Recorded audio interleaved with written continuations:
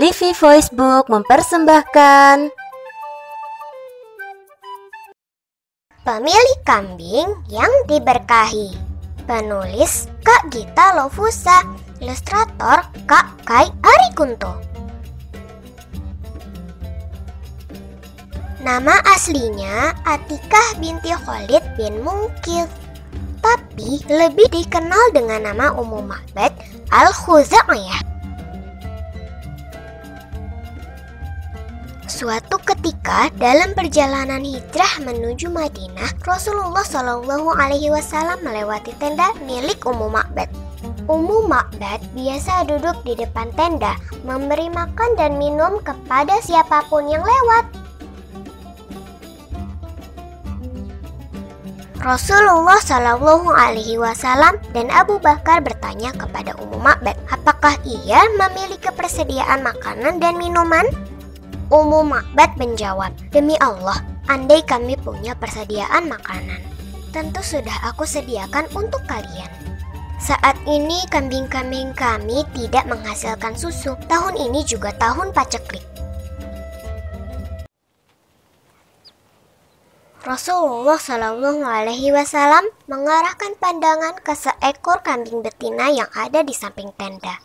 Beliau bertanya, kenapa kambing betina ini, wahai Ummu Ma'bad? Ini kambing betina yang sudah tidak bisa lagi melahirkan anak, sahut Ummu Ma'bad. Rasulullah Shallallahu Alaihi Wasallam kembali bertanya, apa dia masih menghasilkan susu? Ummu Ma'bad menjawab, dia terlalu tua untuk itu. Beliau bertanya lagi, apa engkau berkenan jika aku memerah susunya? Silakan, semoga ayah dan ibuku menjadi tebusan bagimu. Jika menurutmu kambing ini masih bisa diperah, jawab Ummu Ma'bad. Rasulullah Shallallahu Alaihi Wasallam mengusap kantong susu kambing itu dengan menyebut nama Allah Subhanahu Wa Taala dan berdoa, ya Allah, berkahilah dia pada kambing betinanya. Tiba-tiba kantong susu kambing mengembang dan susunya keluar dengan deras. Rasulullah Shallallahu Alaihi Wasallam meminta nampan yang cukup untuk beberapa orang, lalu memerah susunya. Susu itu diberikan kepada Ummu Ma'bad dan sahabat-sahabat Rasulullah Shallallahu Alaihi Wasallam hingga mereka kenyang. Baru kemudian Rasulullah Shallallahu Alaihi Wasallam sendiri meminumnya. Setelah itu, beliau mengulang pemerahan dan meninggalkan hasil pemerahan susu di rumah Ummu Ma'bad. Rasulullah Shallallahu Alaihi Wasallam dan Abu Bakar pun kembali melanjutkan perjalanan. Tak lama, suami Ummu Ma'bad datang sambil menggiring kambing-kambing yang kurus dan lemah. Dia sangat heran melihat ada air susu di dekat istrinya. Dia bertanya, dari mana ini? Padahal kambing itu mandul dan tidak bisa mengeluarkan air susu. Ummu Ma'bad menjelaskan, demi Allah, tadi ada seorang laki-laki lewat membawa berkah. Dia berkata begini dan begitu, kondisinya seperti ini dan itu. Suaminya bertanya, demi Allah, dia adalah orang yang agamanya selalu disebut-sebut. Katakan padaku, seperti apa ciri-cirinya? Ummu Ma'bad menyebutkan ciri-ciri Rasulullah Shallallahu Alaihi Wasallam dengan jelas. Seakan orang yang mendengar bisa melihat Rasulullah Shallallahu Alaihi Wasallam secara langsung.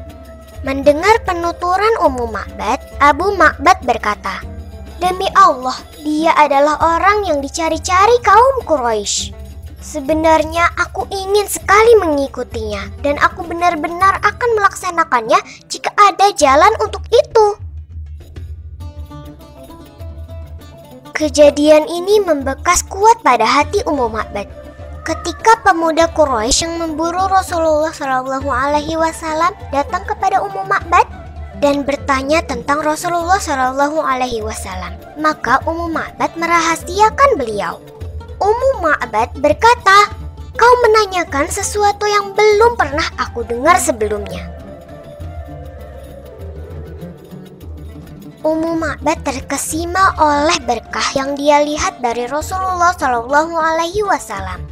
Tidak lama setelah itu, Ummu Ma'bad bersama suami menyatakan masuk Islam kepada Rasulullah Shallallahu Alaihi Wasallam. Pada tahun paceklik, kaum muslimin mengalami kemarau. Orang-orang sangat kelaparan. Angin kencang bertiup dan mengempaskan tanah seperti abu. Meski kaum muslimin menghadapi kesulitan seperti itu, kambing yang kantong susunya pernah diusap Rasulullah Shallallahu Alaihi Wasallam masih ada di tempat Ummu Ma'bad. Ummu Ma'bad menuturkan, kami tetap memerahnya setiap pagi dan petang, padahal di luar sana tidak ada susu sedikit pun. Ini semua tidak lain karena berkah Rasulullah Shallallahu Alaihi Wasallam. Cerita ini dan cerita-cerita lainnya bisa kalian unduh gratis di serusetiapsaat.com. Jangan lupa share, like, komen, dan subscribe Livi Facebook. Dah!